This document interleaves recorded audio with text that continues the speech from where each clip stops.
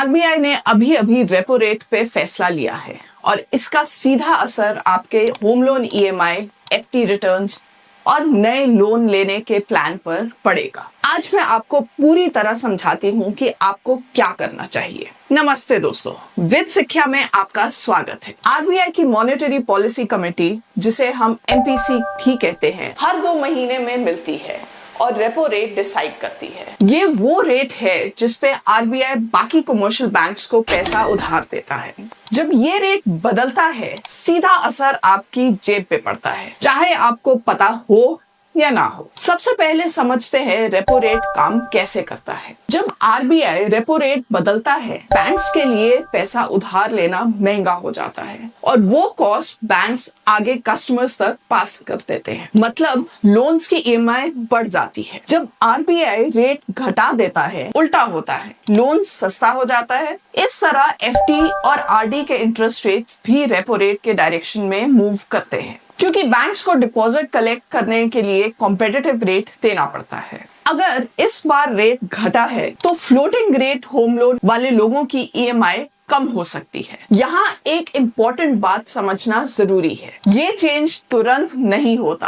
आपके बैंक के reset cycle के हिसाब से यूजुअली 1 से 3 महीने में एडजस्ट होती है। नया लोन सस्ता मिलेगा। आप घर या गाड़ी लेने का प्लान कर रहे हो तो अच्छा टाइम हो सकता है, लेकिन एफडी और आरडी का इंटरेस्ट भी थोड़ा कम हो सकता है। नए डिपॉजिट्स के लिए पुरानी एफडी पे already locked in rate change नहीं हो। अगर रेट सेम रखा गया है तो कोई बड़ा इमीडिएट चेंज नहीं होगा आपकी ईएमआई या डिपॉजिट्स में। लेकिन ये एक इम्पोर्टेंट सिग्नल है कि आरबीआई अभी वेट एंड वॉच मोड में है। मतलब वो इन्फ्लेशन और ग्रोथ दोनों देख रहा है बिफोर अगला मूव करने से पहले। अब बात करते हैं कि आपको एग्जैक्टली क्या करना चाहिए। अपने एग्जिस्टिंग लोन का इंटरेस्ट रेट चेक करिए। कई बार लोग ईयर्स तक सेम रेट पे चलते रहते हैं, जबकि मार्केट रेट काफी कम हो चुका होता। अगर आपका रेट पुराने लेवल पे फिक्स्ड रह गया है जबकि नए रेट कम है, तो बैंक से रीफाइनेंस या बैलेंस ट्रांसफर के बारे में बात करिए। ये प्रोसेस सिंपल है और लाखों रुपए बचा सकता है इंटरेस्ट में,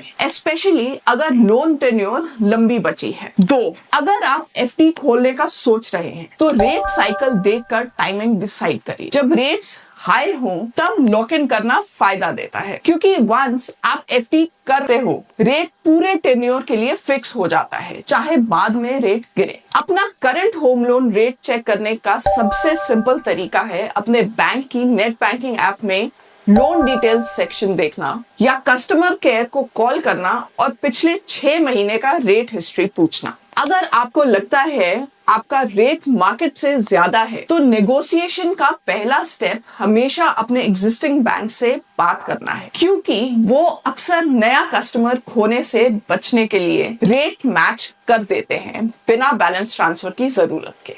1 सेकंड रुकिए। अगर ये जानकारी काम की लग रही है तो वीडियो को लाइक कर दीजिए और चैनल को सब्सक्राइब कर लीजिए, ताकि ऐसे प्रैक्टिकल फाइनेंस टिप्स आपको मिलती रहे। और अगर आज मैंने आपका टाइम या पैसा बचाया है तो नीचे थैंक्स बटन से चैनल को सपोर्ट कर सकते हैं। चलिए अब आगे बढ़ते हैं। एक और चीज जो ध्यान में रखना चाहिए, अगर आप फिक्स्ड रेट लोन पे हो तो रेपो रेट चेंज का कोई डायरेक्ट असर नहीं होगा आपकी ईएमआई पे, क्योंकि आपका रेट पूरी टेन्योर के लिए ऑलरेडी लॉक्ड है। फिक्स्ड रेट लोन्स थोड़े ज्यादा एक्सपेंसिव होते हैं शुरू में कंपैरेटिवली, लेकिन उनमें प्रिडिक्टेबिलिटी होती है जो कुछ लोगों के लिए ज्यादा इंपॉर्टेंट होती है फाइनेंशियल प्लानिंग में। 3, अगर नया लोन लेना है घर या गाड़ी के लिए तो ये देखिए कि ईएमआई आपकी मंथली इनकम का 40% से ज्यादा ना हो, चाहे रेट कुछ भी हो। ये एक सिंपल रूल है जो लोग रेट के एक्साइटमेंट में भूल जाते हैं। सस्ता लोन भी अगर आपके बजट से बाहर ईएमआई बनाता है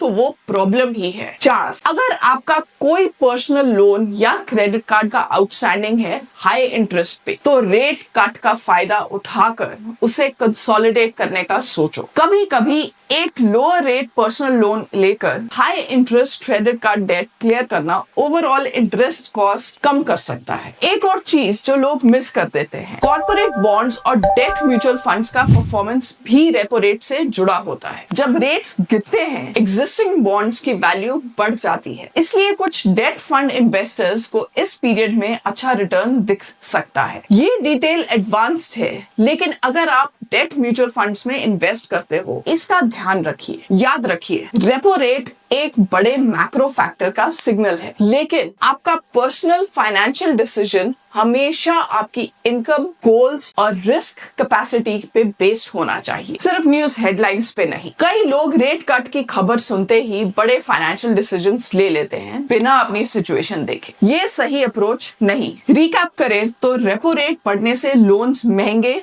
और एफडी का रेट ज्यादा मिलता है, घटने से लोन सस्ता और एफडी का रेट कम मिलता है। अपना एग्जिस्टिंग लोन रेट चेक करिए, रीफाइनेंस का ऑप्शन देखिए अगर जरूरत हो, और कभी सिर्फ न्यूज हेडलाइन को देखकर बड़ा फाइनेंशियल डिसीजन मत लीजिए। अपनी पूरी सिचुएशन देखिए। वित्त शिक्षा पे हम अपडेट्स रेगुलरली लाते हैं। अगर आपको आरबीआई की पॉलिसी इजी हिंदी में समझनी है तो चैनल को सब्सक्राइब जरूर कर लीजिए, ताकि हर एमपीसी मीटिंग के बाद आपको सिंपल एक्सप्लेनेशन मिल जाए। मिलते हैं अगले वीडियो में।